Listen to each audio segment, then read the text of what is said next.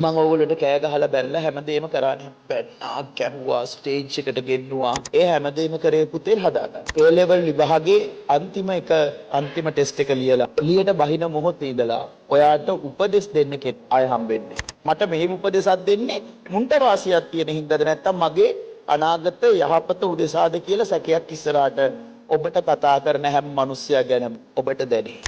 මේ ඕගොල්ලෝ එළියට බහින්න හදන ඔබව ඕනම විදිහට පාවිච්චි කරලා තමුන්ගේ අරමුණ කරා ගෙනියන්න.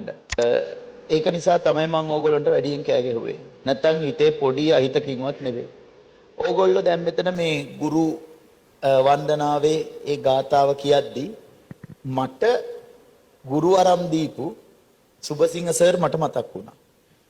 මම හිතින් ඒ ගුරුවරුන්ට වැන්දා. සේන සර්ට, විජිත් සර්ට.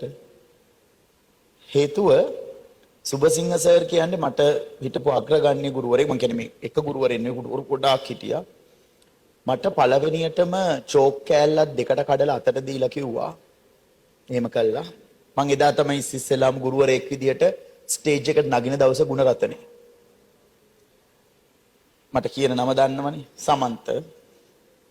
හරි ප්‍රසාද් කතාවේ පස්සේ සමන්ත ගුරුවරයෙක් උනාම මෙන්න මේ දේවල් දෙක කම්ප්ලීට් වෙන්න ඕන කිව්වා. එක ඕනතරම් ළමයින්ට පුළුවන් කෝ ගුරුවරුත් එක්ක තරහ වෙන්න. හැබැයි කිසිම ගුරුවරයෙක්ට ළමයෙක් එක්ක තරහ වෙන්න අයිතියක් නැහැ කිව්වා. දෙක ළමයෙක් එක පොතක් කියවනකොට ගුරුවරයා පොත් 50ක් කියවන්න ඕන කිව්වා. මං හිතනවා මාව මෙතෙන්ට යම් තාක් දුරකට හරි එනවනම් හරිද මම මේ ගුරු භූමිකාවේ සමහර තැන් වලින් සමහර අයගෙන් සමහර දේවල් අරගෙන අවිල්ලා තියෙනවා. චන්දන දහනායක සර්. ගොඩක් ගුරුවරු. හරිද?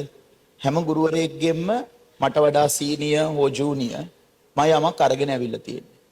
හරිද? එතකොට මම පළවෙනියටම විශ්වාස කරන දේ ළමයින්ව ගොඩ දාන්න තමයි අපි ඉන්නේ.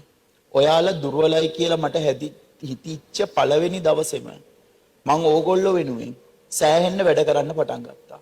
හේතුව මම දැඩි ලෙස විශ්වාස කරන දෙයක් තමයි නරක ලෙඩ වෙච්ච මිනිස්සු ටික එළියට දාලා හොඳ මිනිස්සු ඇතුලේ තියාගන්න නම් ස්පිරිතාල වලින් වැඩක් නැහැ. හොඳ දොස්තරලා ඕන වෙන්නේ හොඳ සෞඛ්‍යවන්ත මිනිස්සුන්ට නෙවෙයි ලෙඩ වෙච්ච අයට. මම කියන්නේ ඕගොල්ලෝ ලෙඩු කියලා. නමුත් මට ඕන වුණා ඕගොල්ලෝ හොඳ තැනකට ගේන්න. හරිද?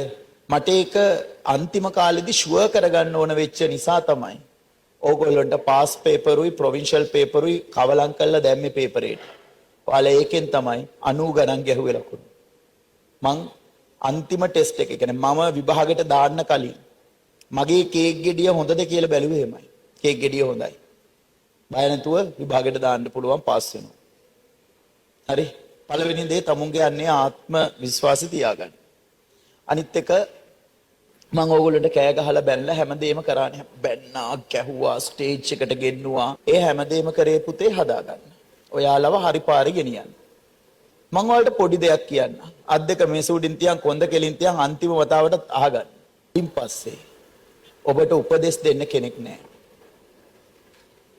මේ මොහොතෙන් පස්සේ A level විභාගේ අන්තිම ටෙස්ට් එක ලියලා එළියට බහින මොහොතේ ඉඳලා ඔයාට උපදෙස් දෙන්න කෙනෙක් ආය හම්බෙන්නේ. ඔච්චරයි. ඉවරයි.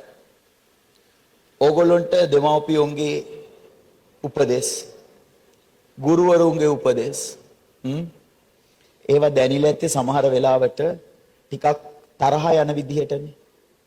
ආඩපාලි කියනවා, කොයි වෙලේත් බනිනවා. බලන්න දැන් ඒවයින් නිදහස් වුණාම දැනෙන විදිය. ඔබට හිතෙයි දැන් හිතෙයි සමහර විට හිතෙයි අප්පට සිරි පට්ට නිදහසන්නේ කියලා නෑ. ඔබට දැනෙන්න ගන්නවා පොඩි අසරණකම. මම මේ කරන දේ හරියනවද වරදිනවද කියලා කවුරුවත් කියන්නේ නෑ.